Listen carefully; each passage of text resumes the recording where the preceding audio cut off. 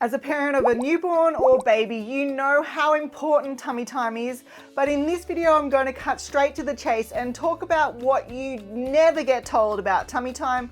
But before we get into that, make sure you click on that free PDF document in the description box below to get that free developmental milestones, which will give you an invaluable peace of mind as you'll know when to be expecting certain skills and when to be concerned. Now, the first thing that you just don't get told is, as a parent, you are not going to like tummy time. Your baby is going to be crying and screaming when they first start doing tummy time, and it is going to hurt your heart to see your little one go through these emotions. Now, your baby isn't crying or screaming because they're in pain. It is generally because the tummy time is hard for any baby to do in the first place. So they're going to tell you that, hey mum, hey dad, I don't like this. But it isn't going to be fun. It's not going to be fun for you, and it's not going to be fun for your little one. The second thing that we often forget to say is that you can start tummy time from day one. Now, parents often hold off on starting tummy time because they're worried that their little baby is going to find tummy time up hard or be unsafe in that position. But if your baby was born full term and there's no medical complications, you can start it from the first day that you come home from the hospital. And from my experience, if you start it straight away, it's going to become easier for you and your little one. And the third point is something that parents are often really confused about. I know when I became a mum for the very first time, I had no idea how long to do tummy time with my baby when they are a newborn, when they are 1, 2, or 3 months of age. And I was practicing as a pediatric occupational therapist.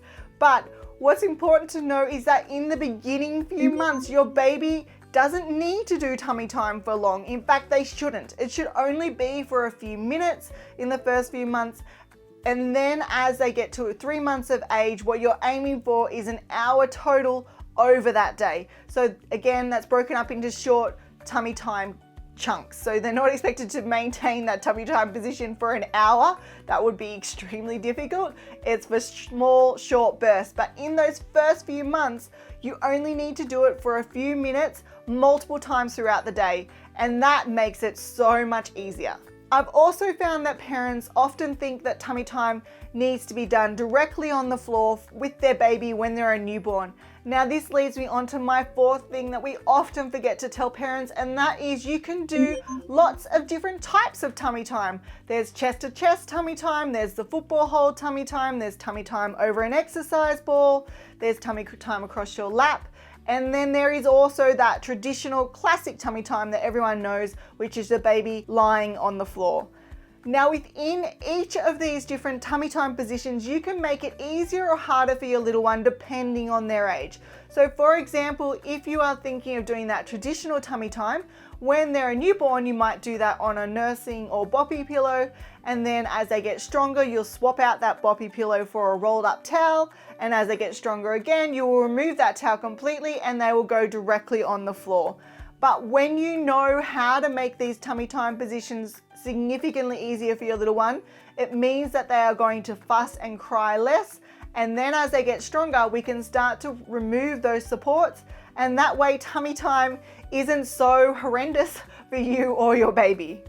And the last thing we often forget to tell parents is that although a baby is going to cry a lot in the beginning when they're in the tummy time position, over time your baby is actually going to start to enjoy tummy time, and they'll soon want to be in that position all the time for play.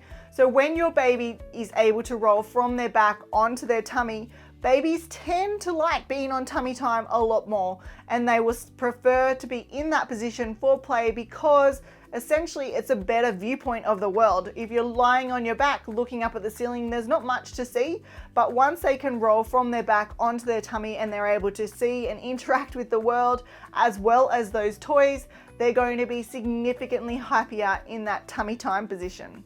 Now, as a therapist, we often really emphasize to parents how important tummy time is for their gross motor development.